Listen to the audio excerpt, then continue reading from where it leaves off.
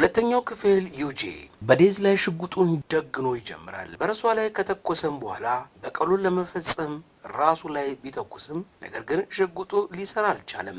ወደ ኋላም ሲዞርም ልክ ውሃ እንደማይረጥብ እና እሳት በራሱ እንደማይቃጠል ሁሉ ዴዝም እንደማትሞት ይረዳል። በፈጸመው ነገር ጂሱ በመምሰል እንዲጸጸትና እንዲጎዳ ካደረገችው በኋላ ወደ ቀጣዩ ህይወቱ ትልከዋለች። በዚህኛው ህይወቱም ራሱን ከልጅነቱ ጀምሮ ስዕል መሳል ይወድ ወደ ነበረበት በዣንግ ዩዡ ሰውነት ውስጥ ያገኘዋል። ምንም እንኳን የስዕል ተጽዕኖ ቢኖረውም ትክክለኛ የስዕል ፍላጎት ያደረበት አንዲት ሴት በፎቅ ስትወድ ከተመለከተና የእርሱ ጥበብ ከሞት እንደሚመጣ ከተረዳ በኋላ በመጪው ገበያም የሞቱ ሰዎችና በአጠቃላይ ሞትን የሚያንጸባርቁ የስዕል ውጤቶች የተሻለ ክፍያ በማስገኘታቸው ዣንግ ስራዬ ብሎ ሰዎችን በመግደል ስዕሎችን መሳል ይጀምራል። ምንም እንኳን በየጊዜው የሚገድላቸው ሰዎች ዘገባ ላይ ቢታዩ የእርሱ ዝና ግን በስዕሎቹ የተነሳ ጣሪያ በመንካት ላይ ነበር። እርሱ በሚቆጥራቸው ሚሊዮን ዶላሮች ውስጥም እስከዚያ ሰዓት ድረስ የ15 ሰዎች ህይወት ተቀጥፏል።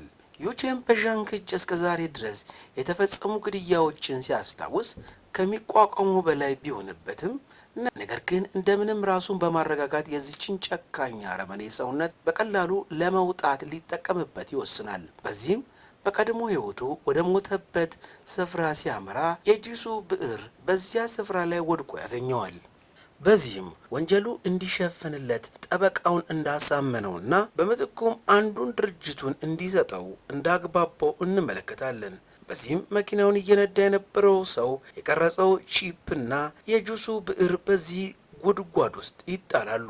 ዩጂም ዋነኛ ጠላቱን ኢንተርቪው በመመልከት ላይ ሳለ በድንገት ከነሰረው በኋላ ራሱን ይስታል። እንደ ነቃም የጭንቅላት እጢ እንዳለበትና ለመኖር የቀረው 1 ወር ብቻ መሆኑን ሲነግረው ሊያደርገው ላሰበው እቅድ 1 ወር ከበቂ በላይ መሆኑን በማሰብ ይደሰታል። በዚህም ሰዓት በአንድ የስዕል ስራው የተማረከው ታዩ ስዕሉን ለመግዛት እንዲያነጋግረው ይጠራዋል። በተገናኙም ሰዓት ዩጂ ስዕሎቹን ለመሳል የሚያስችለውን ሰዎች ከገደላቸው በኋላ ደማቸውን እንደሚጠቀምና እርሱና ታዩን የሚያመሳስላቸው ነገር ቢኖር ሁሉም የሰውነት ህይወት ሲንቁ አምላክ የሆኑ ያክል የሚሰማቸው በመሆኑ እንደሆነ ይነገረዋል። ታዩም በሁኔታው በመደናገጥ መጥፎ ፊት ሲያሳየው ዩጂ ፈጠን ብሎ ቀልድ መሆኑን ይነግረዋል።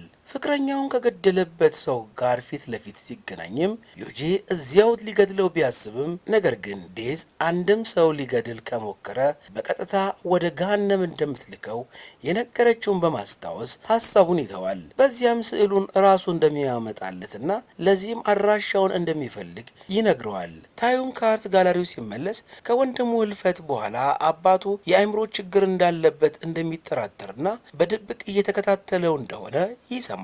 በዚህም የበገነው ታዩ በፍጥነት አደንዛዥ እጾችን ከወሰደ በኋላ መኪናውን እያከነፈ 2 ፖሊሶች አልፎ ይሄዳል። በአንድ የኮንስትራክሽን ሳይት ሲደርስም አንድ ፖሊስ ወደ እርሱ በመምጣት አደንዛዥ መድኃኒቶችን እንደተጠቀመ ቢደርስበትም ነገር ግን ታዩ በአንድ ስልክ ጥሪ ነገሩን ይፈተዋል። በዚህም ፖሊሱ በጥፊ በመምታትና በማዋረድ የዚህ ከተማ ንጉሥ ማን እንደሆነ ካሳየው በኋላ ወደ ቤቱ ሲያመራ ዩጂ በዚያ እየጠበቀው ያገኘዋል። አውቆ ለማናደድም ሲል እግሩም በውድ መኪናው ላይ ሲያስደግፍ በንዴት በመብገን መደብደብ ይጀምራል።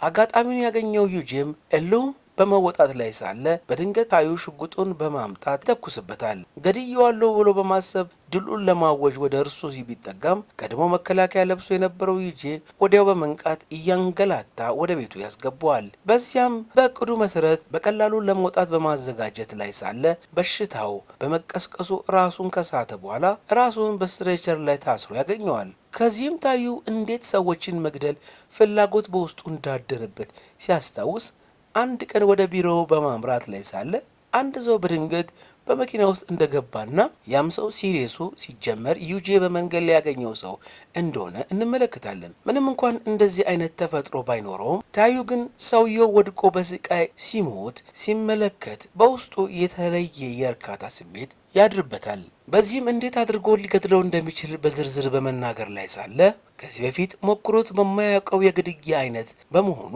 የበለጠ ውስጡ በጉጉት ስሜት መሞላት ይጀምራል። በስጦታ የተሰጠውን ጎራዴ በማንሳት እቅዱን መተግበር ሲጀምር ዩጂ እስከዛሬ ድረስ ካጋጠመው እጅግ አስከፊና ስቃይ የተሞላበት መንገድ ህይወቱ ያልፋል። ይሁን እንጂ ዴዝ ለመጀመሪያ ጊዜ ዩጂ በደስታ ተሞልቶ እየሳቀት ትመለከተዋለች። በዚያ ሳለ ታዩ ያደረገው ሁሉ በድብቅ ካሜራ እንዲቀረጽ ያደረገ ሲሆን ይህም አንዱ የእቅዱ አካል ነበር።